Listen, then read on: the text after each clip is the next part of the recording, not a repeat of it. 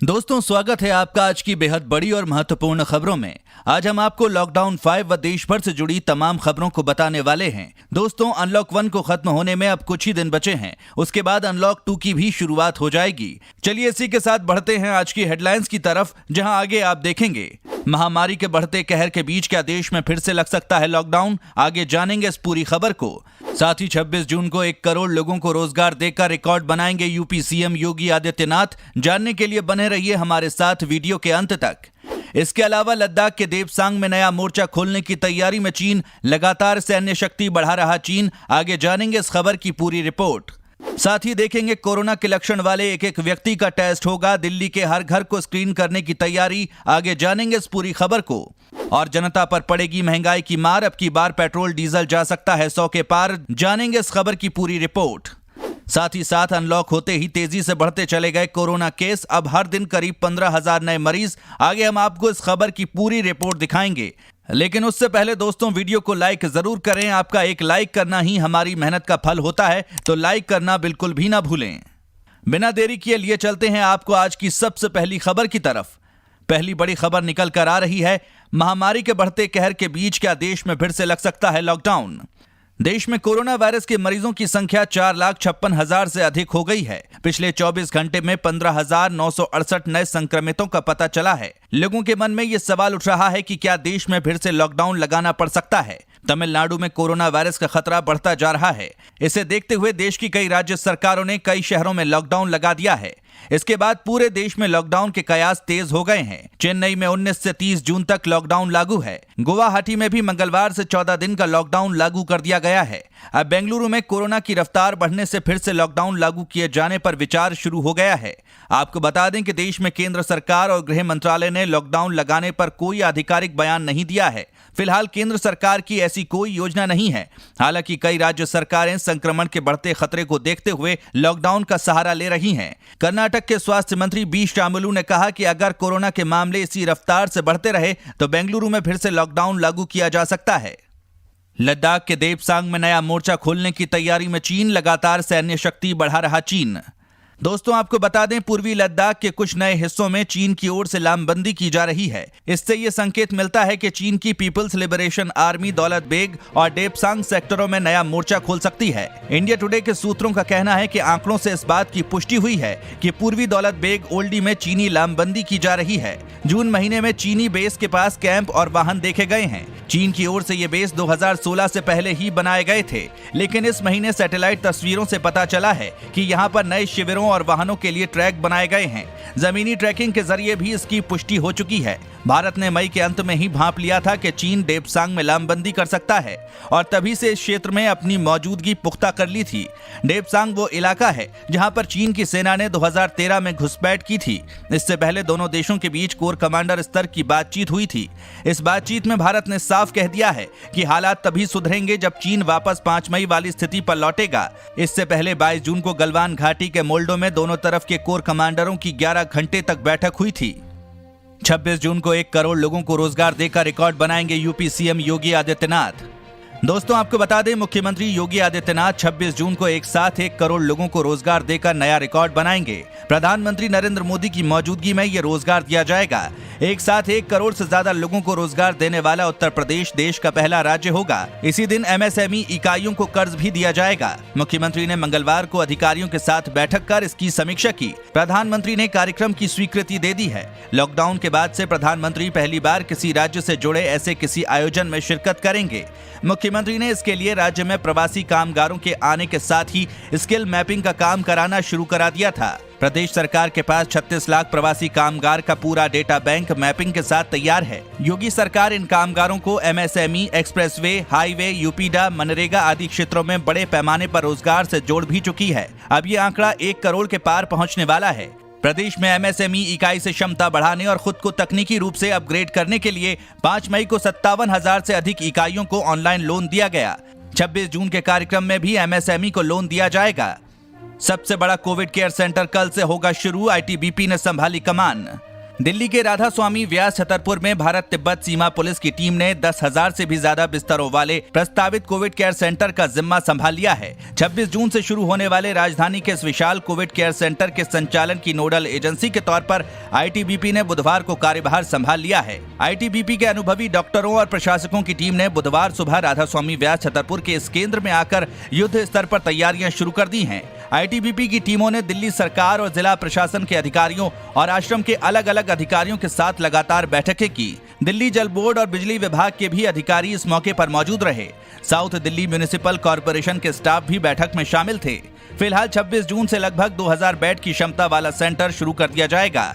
धीरे धीरे इसकी संख्या में कोविड मरीजों के अनुसार बढ़ोतरी की जाएगी। इसकी अधिकतम क्षमता 10,200 बेड तक की जा सकती है। ये अब तक का सबसे बड़ा सेंटर होगा, जिसमें लगभग 1000 से भी ज्यादा डॉक्टरों के शामिल होने की संभावना है।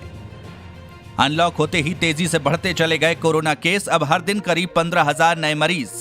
दोस्तों, आपको बता दें, कोरोना वायरस के शुरुआती दौर में ही पूरे देश में 25 मार्च से लॉकडाउन लागू कर दिया गया। 14 अप्रैल तक पहला चरण पूरा होने के बाद ये आगे 3 मई तक बढ़ा दिया गया। इसके बाद तीसरा चरण और 31 मई तक चौथा चरण भी लागू कर दिया गया।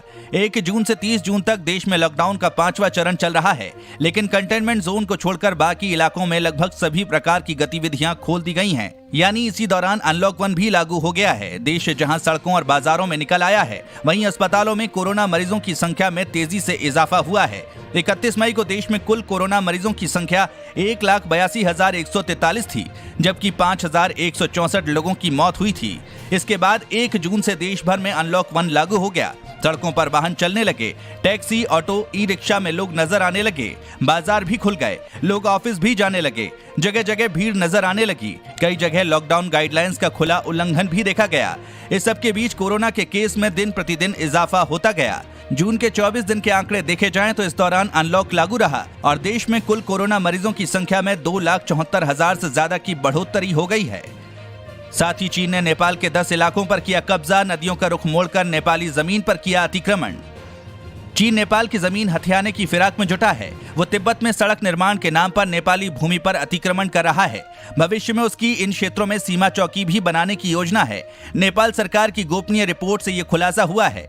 कृषि मंत्रालय के सर्वे विभाग की ओर से तैयार इस रिपोर्ट में 33 हेक्टेयर दायरे में फैले उन 10 इलाकों का जिक्र है, जिनमें चीन ने नदियों का रुख मोड़कर नेपाली जमीन पर कब्जा कर लिया है। हुमला जिले में चीन ने सड़क निर्माण के जरिए बागडारे खोला और कर्नाली नदी का रुख मोड़ 10 हेक्टेयर जमीन कब्जिया ली। वहीं तिब्बत में निर्माण गतिविधियों के चलते सिंजेन, भुरजुक और जम्बुआ खोला के रुख में हुए बदलाव से रसूबा की 6 हेक्टेयर भूमि पर उसका कब्जा हो गया है। रिपोर्ट में कहा गया है कि चीन सरकार तिब्बत स्वायत्त क्षेत्र में अपना रोड नेटवर्क लगातार बढ़ा रही है। इससे कई नदियों और उपनदियों का रुख बदल गया है और वे नेपाल की तरफ बहने लगी हैं। नदियों के इस बहाव से नेपाल के कई जिलों की सीमा धुंधलाने लगी है। अगर यही स्थिति रही तो जल्द ही नेपाल का बड़ा भूभाग तिब्बत स्वायत्त क्षेत्र से जुड़ा नजर आने लगेगा। ये भी संभव है कि चीन वहां सीमा चौकियां स्थापित करने लगे।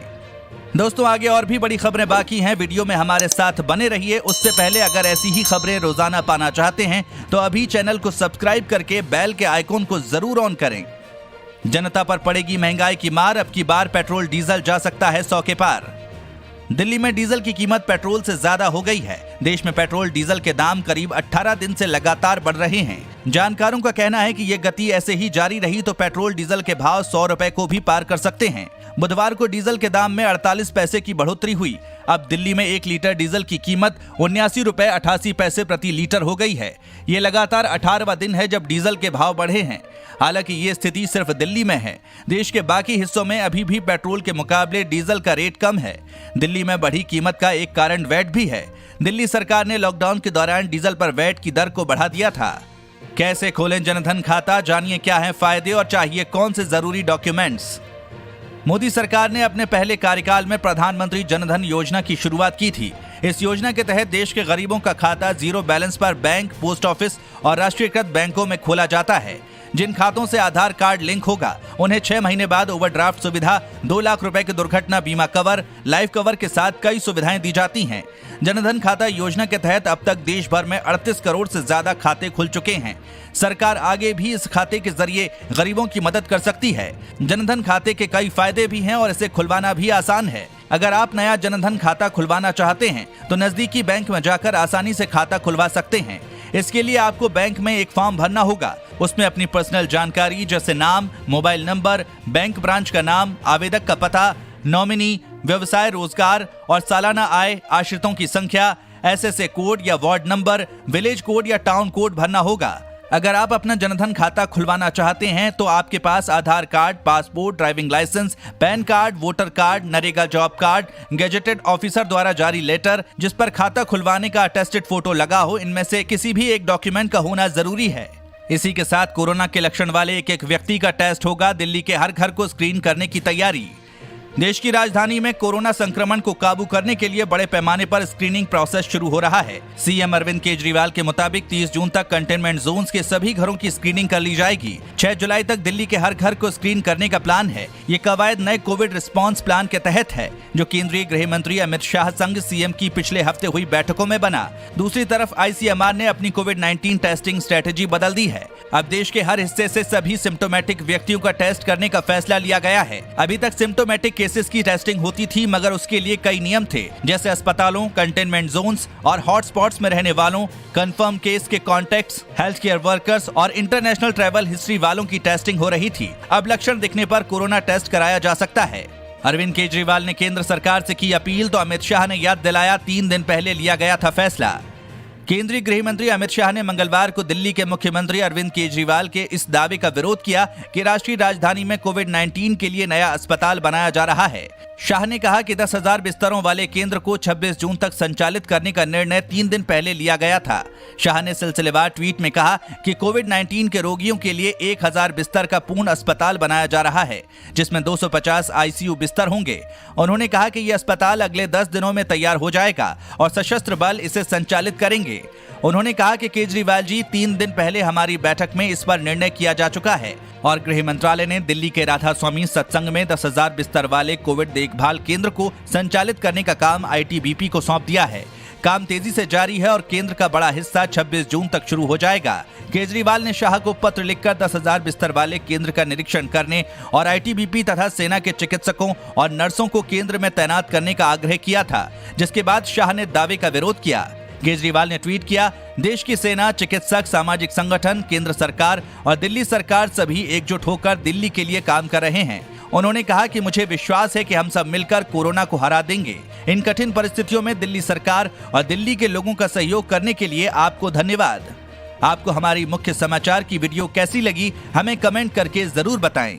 तो दोस्तों, ये थी आज की कुछ महत्वपूर्ण और ताजा खबरें। उम्मीद करते हैं इससे आपको काफी कुछ महत्वपूर्ण जानकारी मिली होगी। बस इसके बदले में इतना ही चाहते हैं कि आप इस वीडियो को अपने सभी दोस्तों, रिश्तेदारों के साथ फेसबुक, व्हाट्सएप पर शेयर जरूर करें, जिससे वो भी दिन भर की बड़ी खबरों के साथ अपडेट रह सकें।